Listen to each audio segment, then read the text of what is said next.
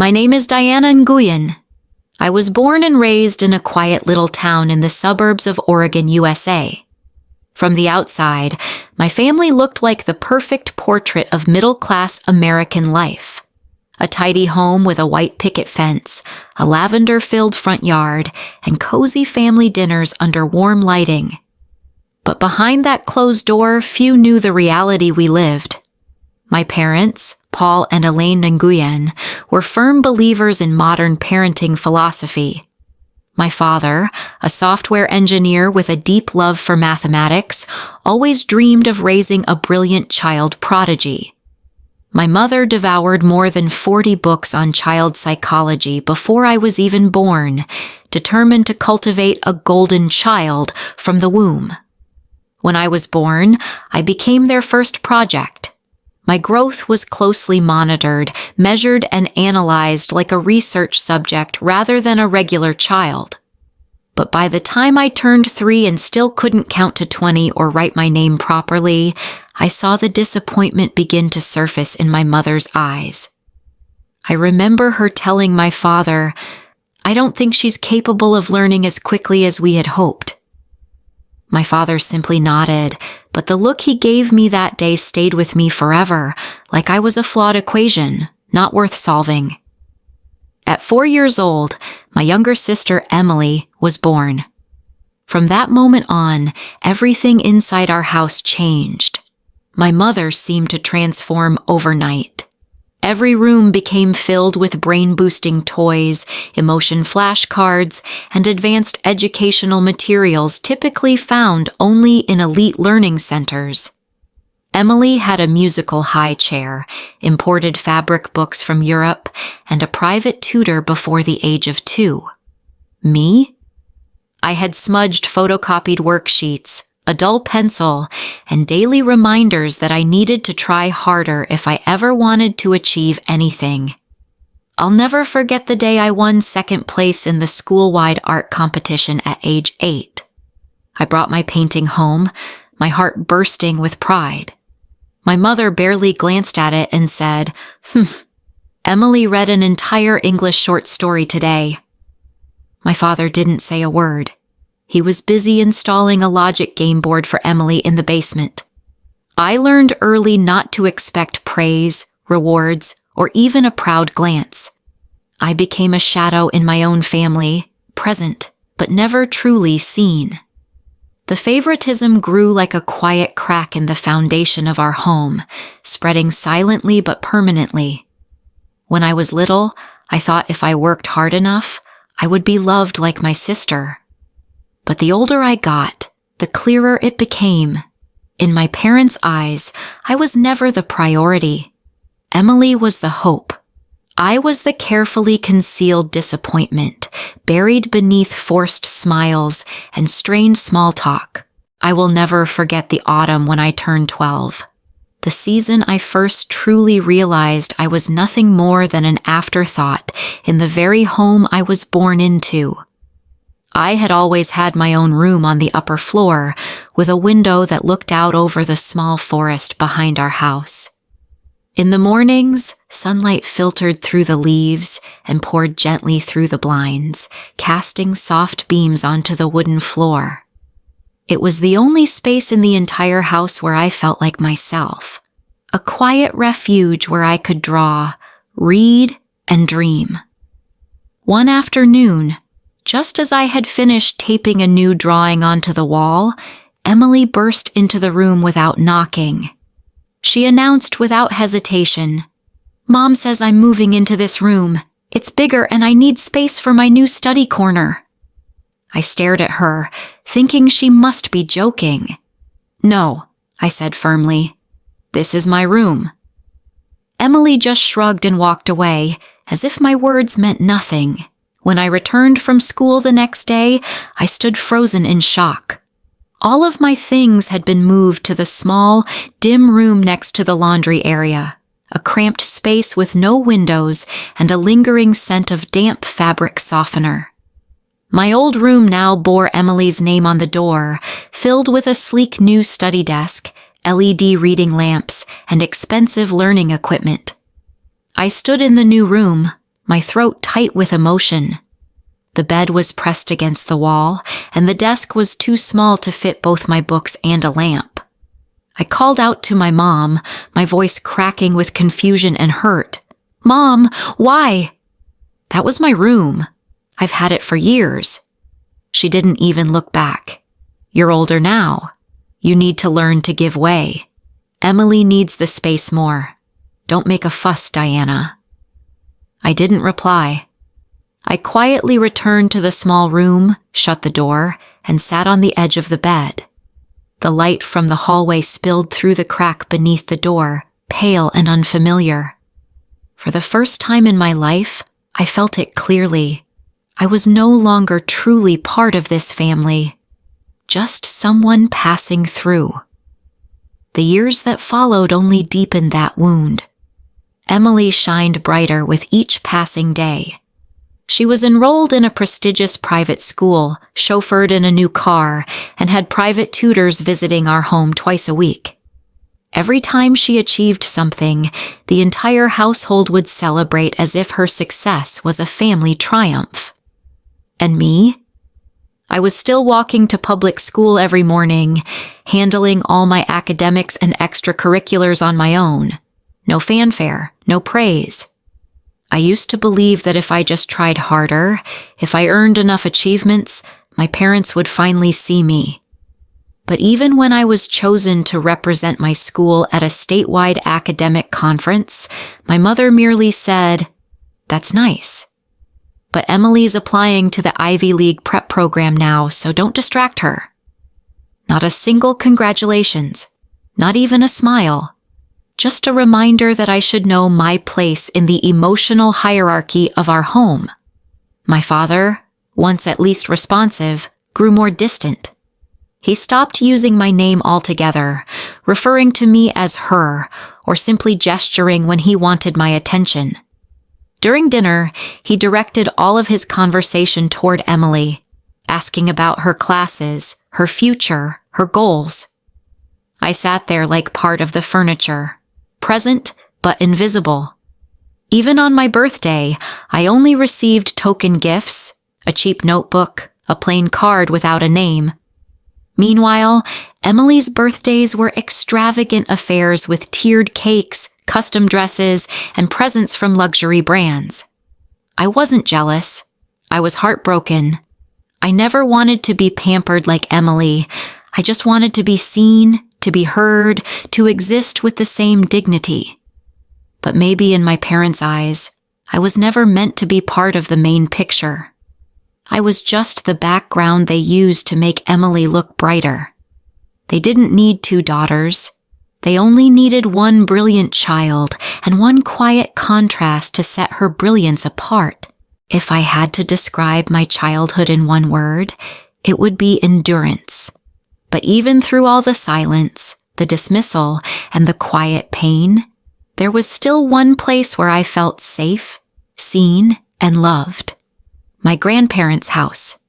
In a family where I often felt like an outsider, Grandpa Henry and Grandma Margaret were the only 2 people who looked at me not as a failed version of Emily, but as Diana, their granddaughter.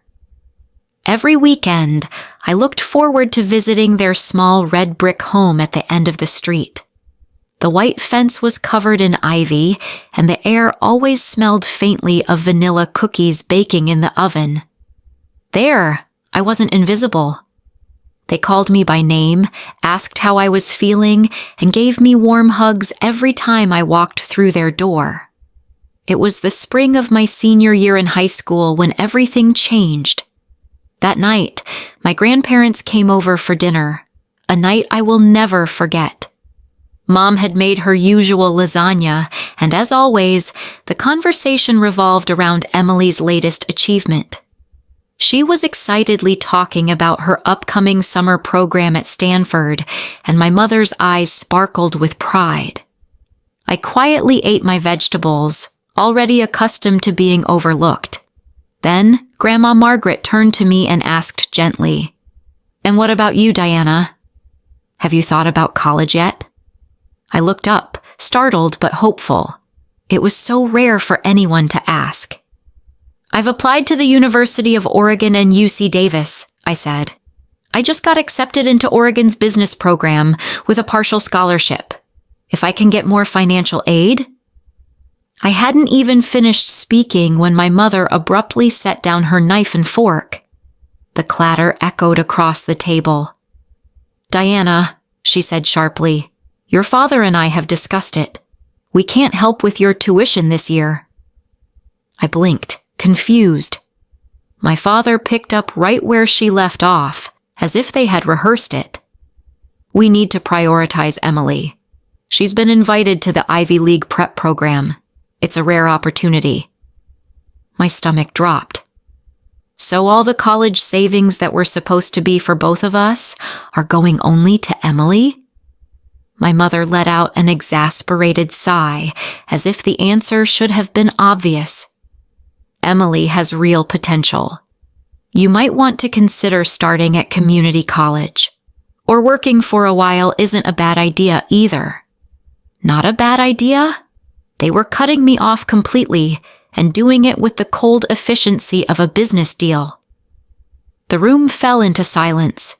The only sound was Grandma Margaret's spoon tapping gently against her plate. Elaine, she said, her voice low but firm. Both of these girls are my granddaughters. I cannot sit here and watch one be tossed aside like this. My mother began to protest, but Grandpa Henry interrupted her. Yes, it is our business.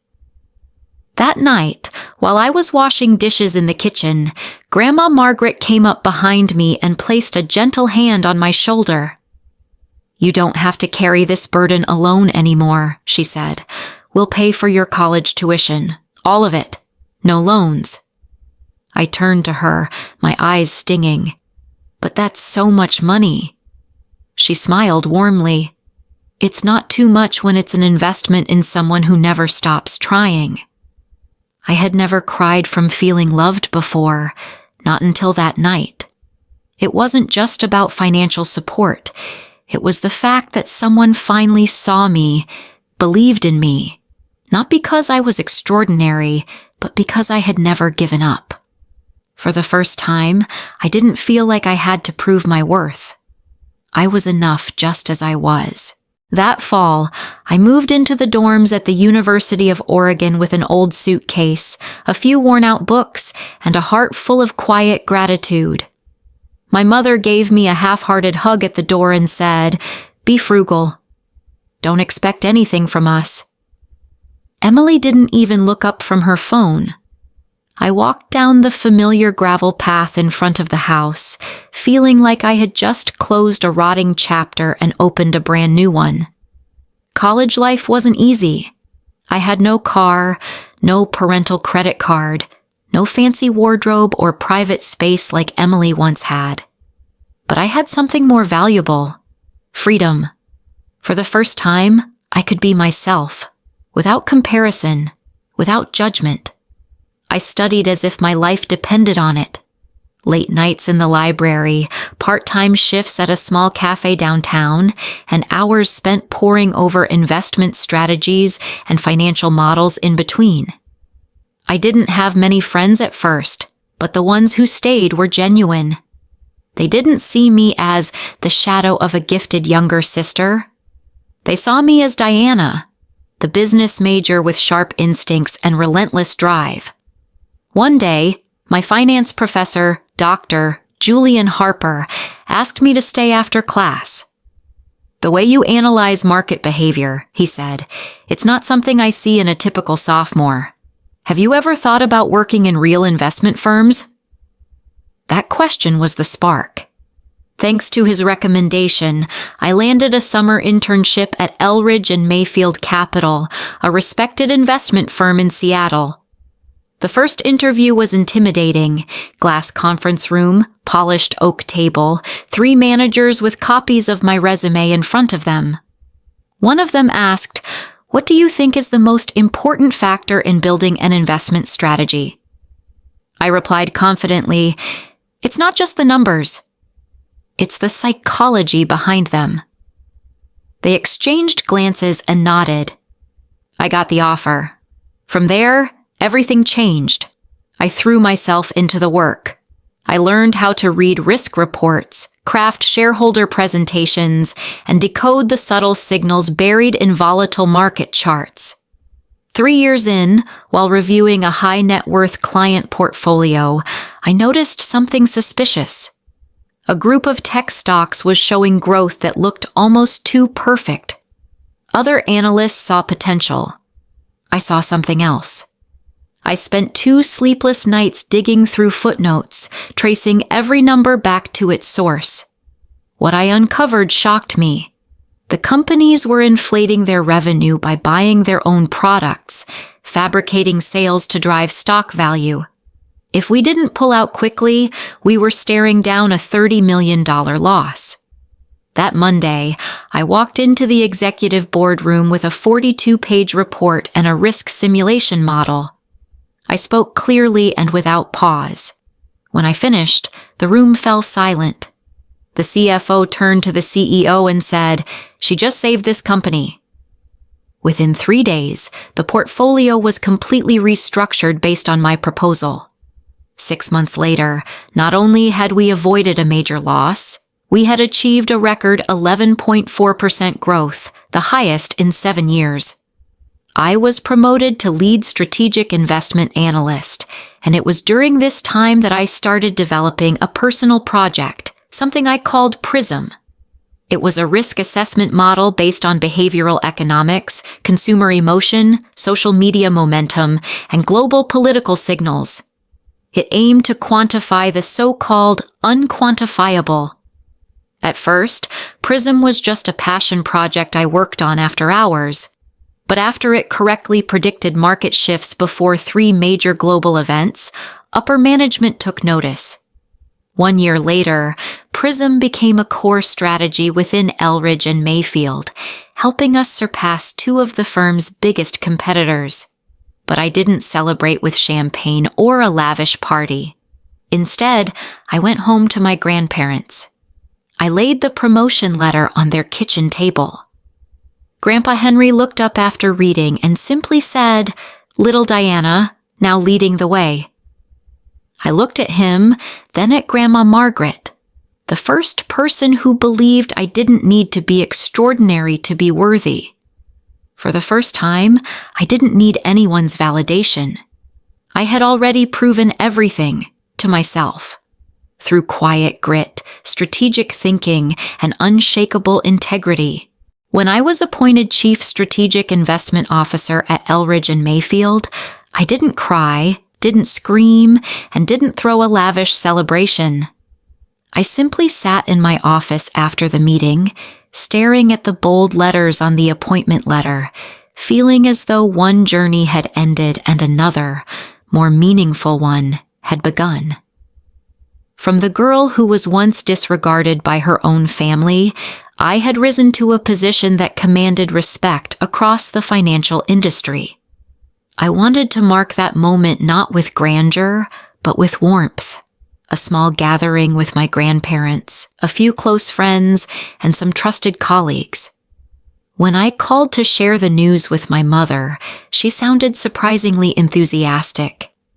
"Why not host it here at the house?" she suggested brightly. "It'll be cozier. A chance for the family to reconnect. Just send me the money, and I'll take care of everything." I hesitated, but part of me wondered if after all these years, this could be a new beginning. So I transferred $3,500 to her account and asked no further questions. A week later, I returned to the old house in Salem, the place that had once symbolized my pain, with a fragile hope that perhaps, this time, it would be different. The door opened, and I stepped into a scene that looked like a carefully staged production. Golden ribbons curled up the stair railings, white tablecloths draped over the banquet tables, white orchids lined the hall, and the scent of gourmet dishes lingered in the air. I spotted my grandparents chatting in a corner.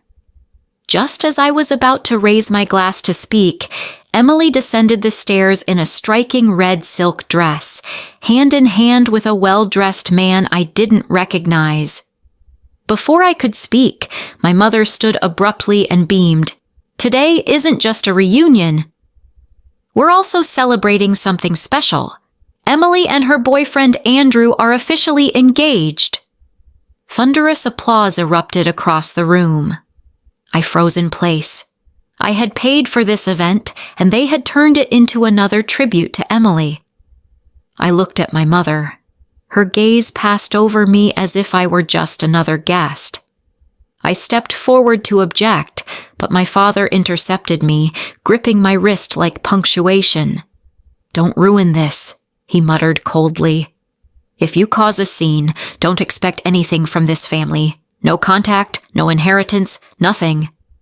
I pulled his hand away, took a deep breath, and walked to the center of the room. I raised my glass and said, "Everyone, may I have a moment?" The room quieted. Emily froze. My mother's brow furrowed.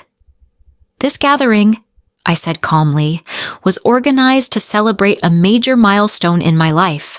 My appointment as Chief Strategic Investment Officer at Elridge and Mayfield. I was the one who funded this entire event, and not once did my mother mention it would be turned into an engagement party." Whispers spread across the room. Andrew turned to Emily, confused. "You told me this was just a family get-together." Emily fumbled. "I just wanted to wait for the right time." "To announce it using your sister's money?" he replied sharply, then set his glass down and walked out. Emily ran after him, but it was too late. The room fell into a heavy silence. I turned to my father. "This is no longer a home. It's a place built on favoritism and hypocrisy." I looked to my grandparents. Grandma Margaret's eyes shimmered. Grandpa Henry tightened his grip on my hand, a silent affirmation. I turned and walked away, head held high. Behind me, I heard my mother shout, "Who do you think you are, humiliating your sister like that?" I replied softly, "I didn't humiliate anyone. I just told the truth, and I've stayed silent long enough." My father stepped forward, his voice like ice. "If you walk out that door today, you're no longer our daughter." Before I could answer, my grandparents stepped forward. "We updated our will 3 months ago," Grandma Margaret said clearly. "The entire estate will go to Diana." My mother gasped. "Why her?" "Emily is my biological daughter." Grandpa Henry looked her in the eyes. "Because Diana is the only one who never demanded, never complained, and never stepped on others to rise." Emily broke down, crying, and fled upstairs. My mother stood frozen, her lips trembling. I turned to my grandparents, tears welling in my eyes. "I never asked for any of this. I don't need the inheritance." "We know," Grandpa Henry said with a smile. "And that's exactly why you deserve it." When the door of that old house closed behind me that night, it didn't slam. There were no tears, no final arguments, and no lingering regrets. Just a strange, peaceful silence, the kind I had longed for all my life. It felt like a final confirmation that I had truly stepped out of the shadow that had once consumed me. I rode home with my grandparents, back to the little red brick house where I had first learned what real love felt like. On the drive, Grandma Margaret gently held my hand, her voice soft but steady. "You don't have to fight to prove anything anymore. You're allowed to live for yourself now." I turned to her, eyes stinging. Her words weren't just comfort, they were liberation. A declaration of freedom I had never been given before. 3 years have passed since that night. 3 years without a single message from my parents. 3 years free from Emily's shadow, and not once have I looked back. During that time, I poured every ounce of myself into my work at Elridge and Mayfield, not for the money, not for the prestige, but because it was a place where I could live with purpose and be valued for who I was. Every morning before sunrise, I was at the office. Every quiet night, I was still on the 19th floor, fine-tuning the Prism algorithm, analyzing market shifts, and guiding my team through challenges that once would have felt insurmountable. I wasn't working for recognition anymore. I just worked, with purpose, with discipline, and with pride. Then one day, news broke across the company. Kenneth Langley, the current CEO, was retiring. A week later, the board made it official. I would be the next chief executive officer of Elridge and Mayfield Capital at age 30, becoming the youngest female CEO in the firm's 60-year history. At the announcement ceremony, I stood on stage beneath flashing lights, facing a sea of shareholders and press. But what filled me wasn't pride. It was quiet affirmation. Proof of a journey long and painful, but never wasted. I didn't stand there to impress anyone. I stood there for the people who were never chosen, but who still chose themselves. After the ceremony, I stepped aside and called my grandparents. "I did it," I whispered, my voice thick with emotion. On the other end, Grandpa Henry laughed and Grandma Margaret repeated the words that had carried me through every trial. "You've always been worthy, Diana, from the very beginning." I've never returned to that old house since that night, but I know my parents have asked about me through mutual acquaintances. I don't care anymore, not out of anger, but because I've finally learned something vital. Not every relationship is meant to be kept, especially when it was built on denial and selfishness. Emily is now 27.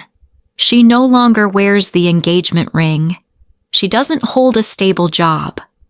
After Andrew left that night, her life spiraled into one failed attempt after another. She dropped out of a design course claiming it was too much pressure, tried content creation but quit because no one gets my style, and eventually moved back in with our parents, into the same room she once took from me. As for me, every Sunday afternoon, I return to my grandparents' house for dinner. We toast bread, flip through old photo albums I once believed were lost forever. Grandma Margaret tells stories from when I was little, and Grandpa Henry pretends to forget them, just so I'll have to tell the details all over again.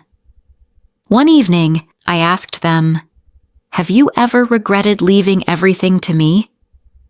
Grandma smiled and replied, "We didn't leave it because of what it was worth. We left it to the one who understood the value of choice, who chose integrity over ease, silence when it was noble, and a voice when it truly mattered."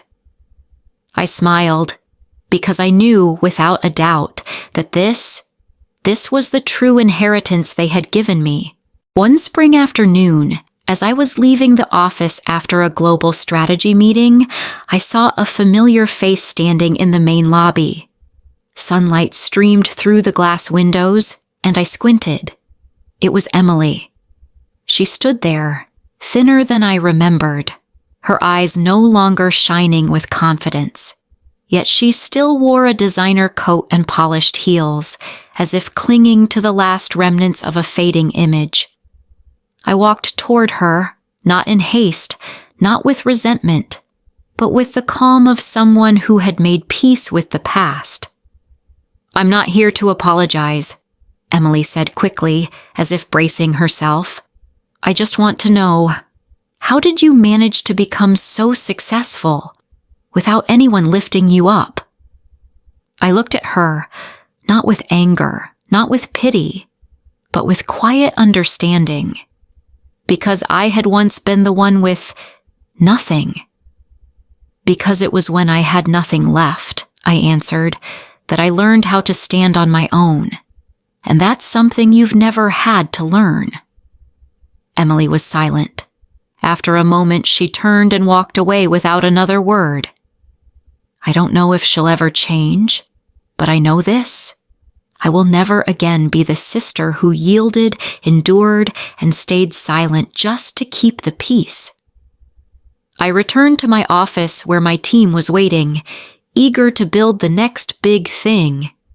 And I knew then, it doesn't matter where your story begins.